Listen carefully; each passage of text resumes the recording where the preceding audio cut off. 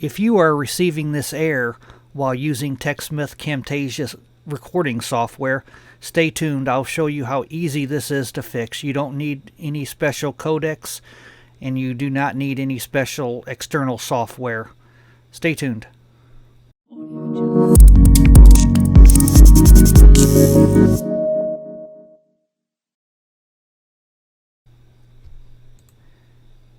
A few days ago, I started getting this error while using the TechSmith Camtasia recording software.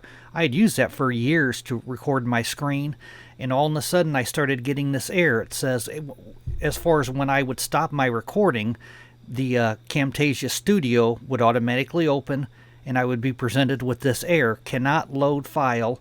Then it gives the destination to the video file that I had just recorded, and then it says, it is either an unsupported media type or required codecs are not found. And this has nothing to do with the codecs. I searched for several hours on the internet trying to figure out, even on the Camtasia website, it was saying to something about the codecs or something, and it has nothing to do with the codecs. Some of the videos and information that I had found said, we'll just use Handbrake to render the video. You know, that would be kind of pointless. But I figured it out finally. The error has to do with your audio settings. And I don't know how it happened on mine. I never adjusted my audio settings or anything. But if you adjust your audio settings, you will no longer see the error. All you have to do is open up your Camtasia Recorder software. Where it says Tools, you want to click on that, and you'll be greeted by this next screen.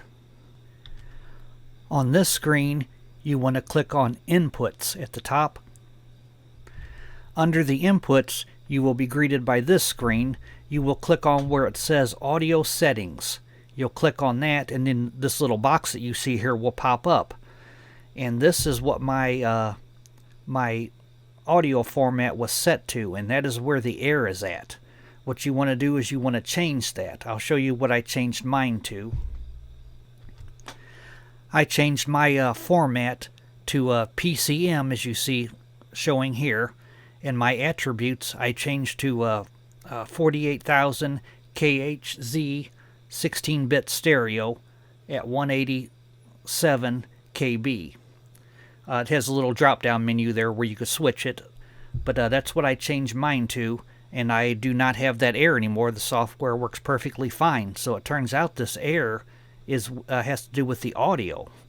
But yeah, everything that I was looking at said you need to update your codecs, and you need to use Handbrake software to render your recordings. You know, that would be pretty much a waste of time. But all it is it's in the audio. So if you change those things, you will no longer see that error. Thanks for watching.